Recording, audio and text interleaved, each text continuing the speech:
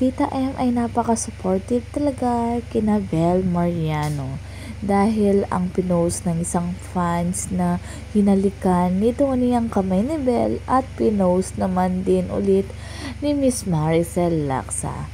Sabi nga niya sa kanyang caption, si Donnie, si Bel sa Bubblies ay panalo.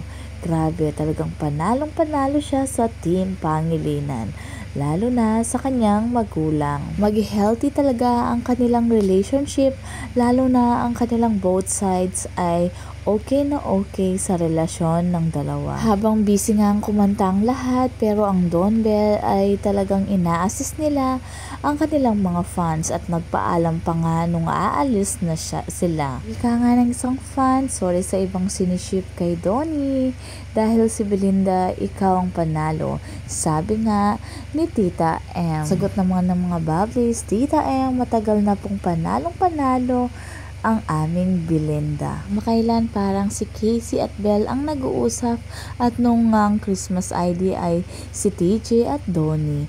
At meron na nga rin silang larawan na magkakasama.